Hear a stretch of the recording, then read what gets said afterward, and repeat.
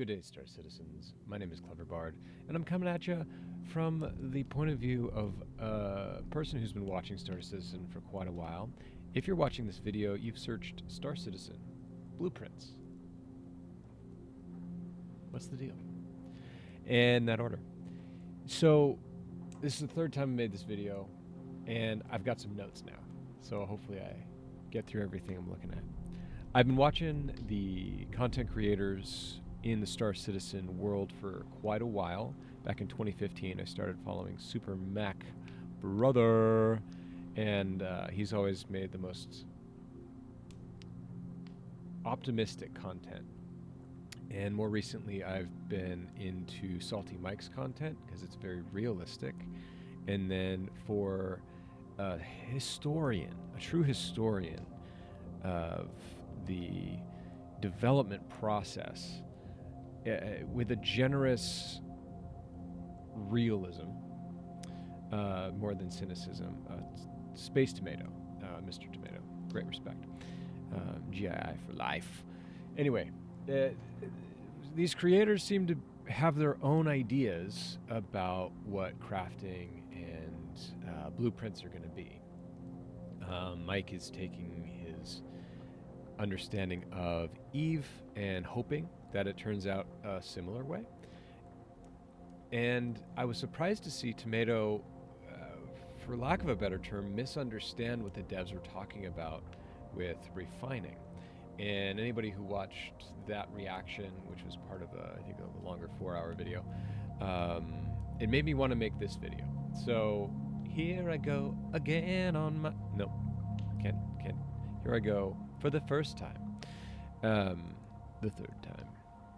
Refining, repairing, upgrading, and crafting are the 4 elements that the Star Citizen Live Q&A crafting and base building devs mentioned today at about the 41-minute mark. So I wanted to go through those.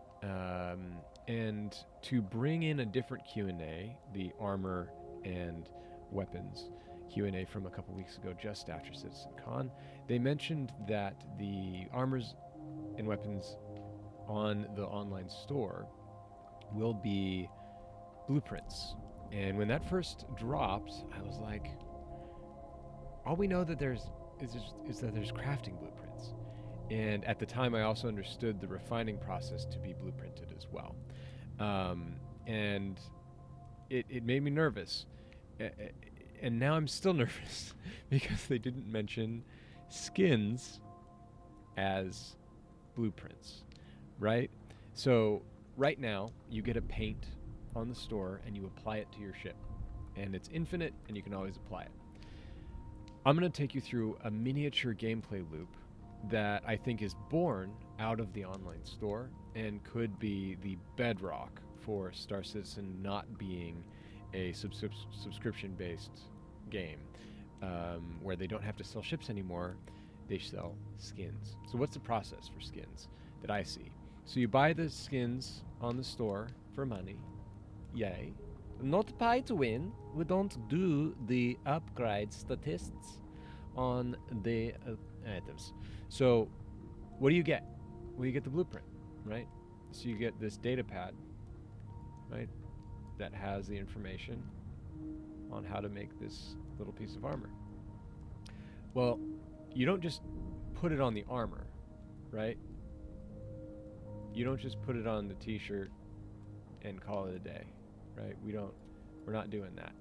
What you got to do is you got to buy the armor or craft the armor. And for lack of a better term, I'm just going to do this. So say you go buy the armor. So you go to the store and you pay UEC, right? Now, you got to go mine the materials or buy the materials to then apply it to the terminal on the crafting or skinning or whatever thing that then gives you the fancy new armor set that you always wanted, right? Yay. And there's an extra armpit there just for you, Jared. This is my feedback, by the way, Jared. This is how I'm doing it. You asked for this. I didn't. It's not. I'm not controlling that. That gameplay loop gets people to play the game. You don't just get a Fortnite skin and apply it to your character armor. You don't get infinite amount of armor. You don't even get a blueprint that you can craft the armor from, that you can then research and get it to be better and higher tier, so that you buy the ability to have high tier stuff, right? And yes, I know it's going to take gameplay loops to research and do all that, but you should earn the blueprint in game that allows you to upgrade stats, right? Skins, making it colorful so that all of the people in your org can have the same color, awesome. That should also require a little bit of a resource sink, whether you're buying the materials or, what have you, going out and gathering them or whatever. But so that covers the skins and the real life money element of blueprints that I think needs to be separated out, because I feel like they're kind of considering it part of upgrading. Maybe they're considering it part of crafting. I don't know. I do not like skins not having their own thing, because I shouldn't be able to buy a skin on the store that changes the stats, right? Maybe you could sell this in game. Maybe, I buy it on the store. You don't want to buy it on the store, but you want to get it. So then I craft armor, and you buy that armor with the skinned thing. I mean, that could be kind of pay to win, but at the end of the day, you don't want to buy the skin for real money, and you do want to buy it in game. I decided to spend the money. It's a skin. It's still a little bit iffy, but as long as it doesn't have any stats, it's not pay to win. And I think that's what keeps games alive. So more power to it. So let's go into the types of things you could research, right? And I separated out aspects separate from research because aspects seem like fine-tuning, and I'll get to that later. So refining. What's the deal with refining, right? Space Tomato had 2 points that I think were wrong based on the communication of the devs today. And that's not his fault. He's got a Library of Alexandria in his brain of all the communication that they've ever done. So it's no wonder, right? But as somebody who's more recently entered the space and only played this year, I'm trying to enter it in a humble way. So when I say Space Tomato's wrong, I think it's only because he's got to filter through so much stuff. And the reason I say that is also because Salty Mike had a decent idea about how it works, and they've kind of been in the space the same amount of time. But Mike kind of handles it a little differently. And if you've spent any time in the Star Citizen space, hopefully you're watching both, because I love both of their perspectives. Anyway,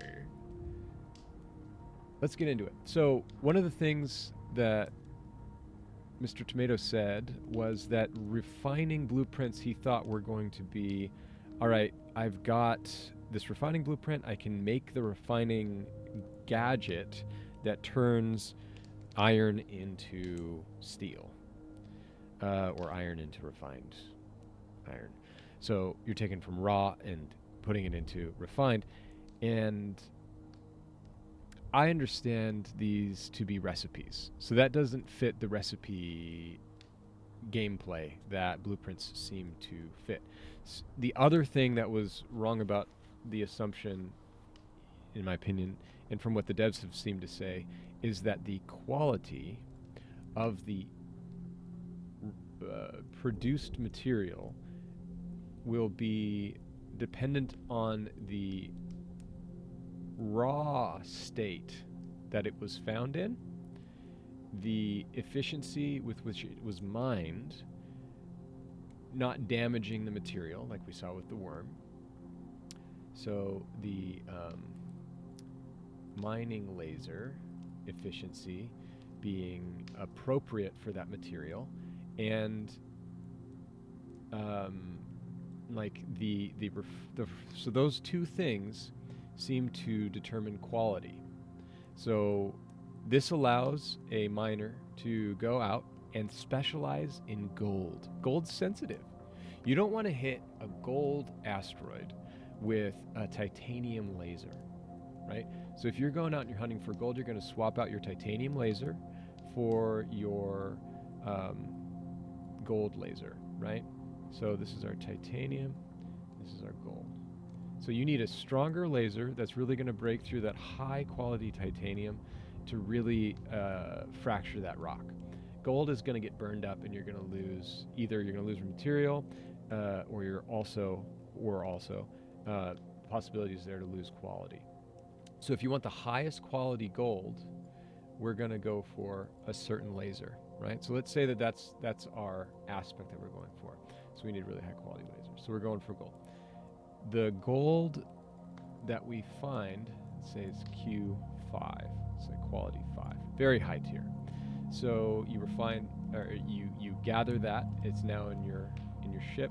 You take that over to a station that has really poor output for its refinery because the stations are all tier 1 refining for their gold. No, you don't want to do that. But it's early game. It's early game. Nobody has any blueprints yet, and you've got some tier 5 stuff. How it's early game and you have a tier 5 laser that'll get you the quite right quality gold. Maybe you just lost a lot of good gold, but you did get your quality gold at the very beginning of the game, right? You went out and you found the gold, and it's good stuff. So these are your little bags, right? So do you want to take it there, or do you want to hold on it? Do you want to put it in your hangar and sit on it and wait until a player levels up their refining blueprint for gold to tier 5, where you're going to get quantity? How do I say quantity? You're going to get quantity. So, again, quantity with a Q. Quantity. You're going to get the most quantity out of a tier 5 versus a tier 1. I can't even write Q in there. So, there you go. That is one of the ways that refining can be its own gameplay loop in and of itself, and how mining in the mining laser needs to be focused so that it gets you the best materials, right? So those are two separate gameplay loops right here, okay? That's how I see that going. So now that we've broken that down a little bit, also time, right? The highest quantity might take more time, but if you have a low quality gold or iron and you just want to pump out the iron, this is where I think it's either Pirate Software or Salty Mike was having a conversation. Might have been both of them independently. Q1, very common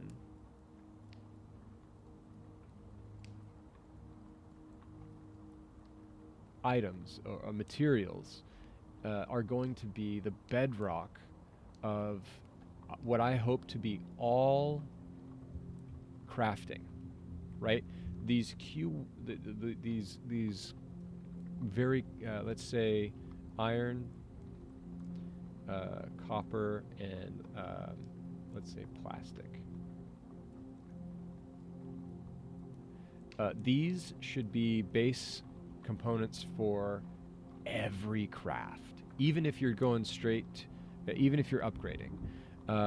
These should be part of the refining process, or a material that you can mine should be part of the refining process, right? So that a new player is not griefed by the veteran players. A new player entering the space is praised because finally we have somebody else who's going to do the mundane work of mining this thing that I don't need to mine it anymore, but this other person is going to get great enjoyment out of mining. The vast majority of new players, the vast majority of small bases are going to be mining what's accessible to them early in the game. the things that the veteran players forgot about years ago, right? So those things run the show when it comes to MMOs and crafting. So I just wanted to get that out there. So say you've got your good quality stuff, right? You've gone out in your spaceship. I know it looks like a Dorito, but you've gone out, you've mined it. Now you've put it in your hangar, and maybe you sat on it for a while till it's valuable. Now you want to refine it, right? And getting that refining, moving that onto crafting, right? So now you're crafting with it. So each of these is its own gameplay loop, or you could be part of the whole loop. So you've crafted it. Now you can split it off into two spots. You can upgrade it, or you can research, and you can get tier 2, right? And then the question is the upgrade, so you craft it from scratch, or you upgrade from pre-existing, right? That seems to be the difference between upgrade and craft, but they're still tier 2s, right? So now you've gotten all the way, say you've gotten all the way to crafting or upgrading, either one, tier 5. Let's say this component is a power plant, right? And this power plant is in your ship. And your ship is flying around, you're doing your loop, you're doing your mining, and it gets damaged. Right? So your power plant gets damaged. You can only repair so much with your little hand tool. So say that gets damaged, and now it's at 50%. At its maximum, you can repair it, right? 50% total. So you use a repair tool, it gets up to 50% health. You're just not getting the number of pips that you used to. It's overheating, it's sparking. Now you have to send it to a specialized repair blueprint guy, right? So you can't solder this thing together any more than the basic guy has already soldered it together. To really repair it, and to be even better at repairing it, this is my speculation, but what if you could get so good at repairing a tier 5 item, not just back to 100%, but to 110%, right? You've figured out how to take an aspect of it and apply an aspect to a very specific subset that this person hasn't specialized in their crafting, right? So as part of repair, you've specialized in it. And now you're back to mining again, right? Because your ship stayed alive, because you've been smart. And then all of this is going to go into your space station, right? And this is the gameplay loop that I see happening. So the miner is going to be super specialized in the various types of materials that they're going to mine. So you go out and you mine your gold. Sometimes you go out and you hand mine your crystals, because they're talking about each element of mining gameplay having its own specific materials. So you're not going to be able to get hadonite from asteroid mining. It only comes from certain planets' caves. And rock mining is going to be surface minables that you need a gentler laser on than the spaceships allow. And each of those elements, maybe you can't put 30 people on hand mining tools onto a rock surface mineable, because there's a quality of the laser that you just can't get unless it's part of a big power plant, right? And maybe it has to be concentrated in a very specific spot. I don't know the lore behind it, but they seem to be wanting to separate these specialities out into different areas. So mining is going to have its nuances, where the general person's going to start, and you need to quest, right? So you got a quest to get your blueprints in the beginning. Maybe you find them in a chest or a locker. Let's call this find. Maybe you find them. Probably going to quest for them. But these quest ones are going to be available to everyone if you quest for it, if you do missions for it, if you do your reputation ladder climb. And the final thing that I wanted to talk about is what is... Oh my gosh, I forgot it already. Let me see if I wipe my brain and get back to it. Yo, I remembered what I was going to say. Day one. What is day one in Star Citizen going to look like? Salty Mike mentioned that he was afraid of what day one is going to look like, with people who have pioneers, of which he is one, that have land claim beacons. And what I think we have to remember is that day one, nobody is going to have a blueprint. Right? Nobody's going to have a blip.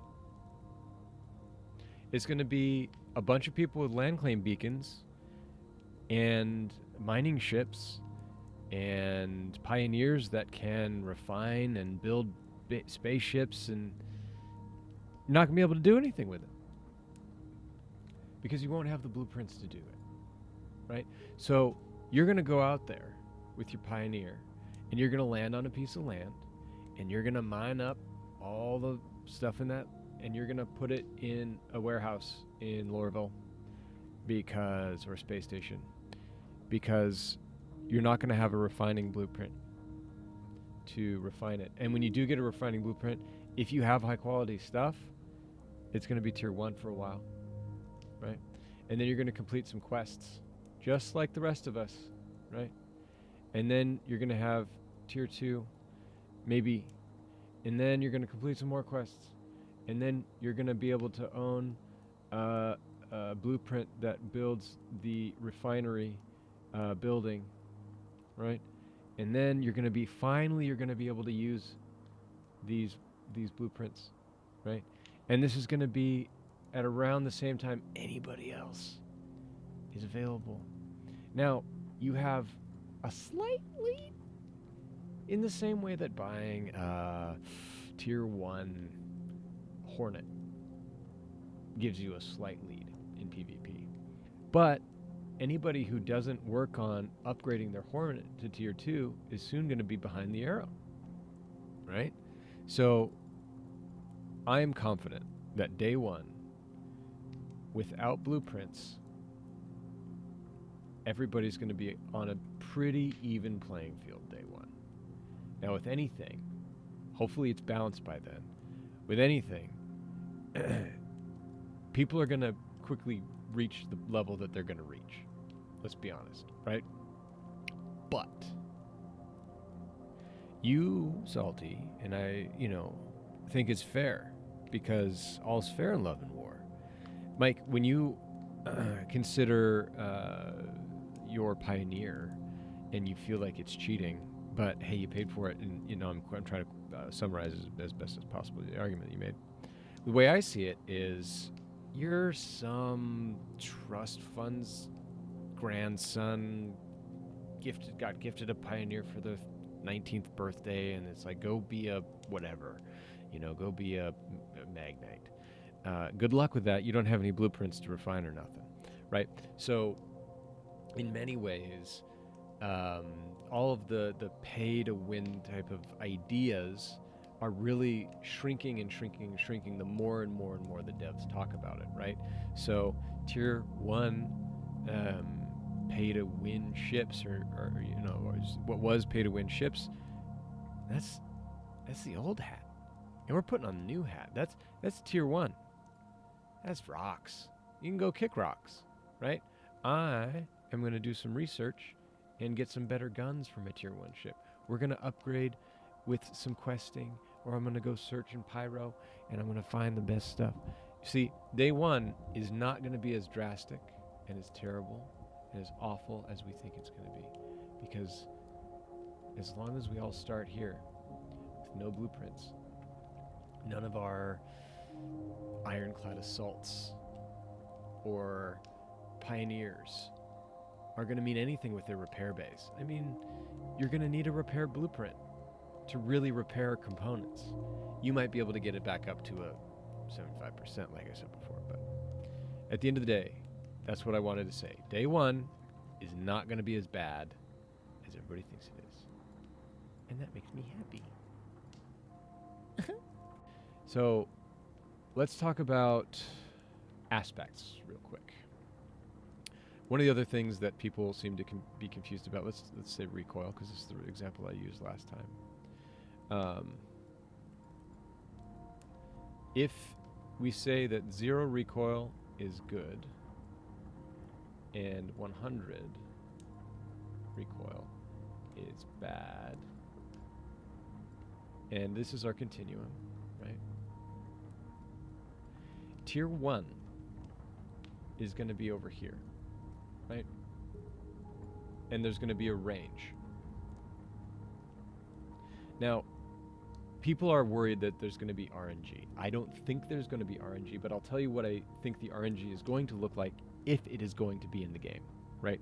So the quality of the material that you mine, regardless of how much you receive after refining it, which is a great reason to only take top-level refined materials to top-level raw materials to top-level refined people, is, you know, you're not going to get a lot of that super valuable material out of a poor refinery or an NPC refinery, right? So if it is RNG to create an aspect of a weapon that's improved, it would look like this. If you use the worst material on tier 1, this is going to be the range if it is RNG. And if you use the best materials at tier 1, this is going to be your RNG, right? I don't think that's going to be the case. I think if you use the best materials, you're going to get this result. If you use mid materials, you're going to get this result. If you use bad materials, you're going to get this result. I think it should be predictable. It should be solid. There shouldn't be any RNG.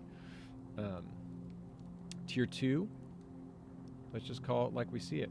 Tier 2 could be, at its worst, half as good as tier 1, and then at its best, slightly better. Or tier 2 could be, at its worst, tier 1 at its best, and at its best, tier 3 at its worst, and at its best, tier 4 at its worst, and at its best, tier 5 at its worst, right? And this is how we can start to balance things. People are worried about balance. And I think if you look at both ends of the spectrum, true zero recoil, for some guns may exist, but for most guns, true zero may not exist. That variance, this ceiling for tier 5 is where you're going to get balance. You could, as a dev, say, this is the best it's ever going to get, and then work backwards from there. And this is the worst experience that we want a player to have. And after, if it's worse than this, it's not going to be a fun thing to have at all. You could have a light machine gun that is just miserable to use in tier 1. Really no reason to use it. But is operable at tier 2. You could do that, but I think it could be really unsettling. So as long as you set a ceiling where you don't want it to get any better, everything within here is like an infinite spectrum of playable to ideal, right? So that's how I think the aspect tailoring, with the best materials. Now, the question I have is, if I use the best of the best of the best materials on a tier 1 blueprint, this is my ceiling. What if I use the same materials on this one? Does that give me the best of the best? Because they said it's going to be, you're going to need going to need different materials at the higher tiers. So let's say these are materials, material group A, material group B, material group C, D, and E, right? All of the materials in material group E, based on what I said before, need to be rooted in low-level gameplay. So composites would do really well here. You don't just need hadanite. You need hadanite, iron, copper, plastic, right? All of these need to come together as one material to be part of B. And then all of these and gold need to be part of C. And then all of these and need to be part of E. So you don't have to use as many of these components, but the composites that lead you into the best of the best in group E are complicated, nuanced, but built on these bedrock components that everybody has to mine all the time, so that high-level players are so excited that a new level player comes in because they get to have a new source for their high-level components because the game runs on low-level miners. Right? That's what I wanted to get to. So as long as these highest level components as upgrades or as crafts are being brought in from the bedrock, the baseline that the large player base is going to be giving to this subset, we're going to be golden. We're going to be Gucci. Man, I have exhausted my words for the day. I am exhausted. I hope you're not. Thank you for sitting through this. I really appreciate your viewership. Like I said earlier, drop a comment, and I will endeavor to provide you better content in the future. It's been a real pleasure to join the Star Citizen community as a player. I just hope this video is received well by some in the community. So it's just how I understand blueprints from what the devs have communicated, and I hope they stick to their word, and I hope they take my feedback. So let's see. Anyway, who am I but a humble servant of Jared Huggamy, doing what he tells me and commands. Anyway, 07s, enjoy.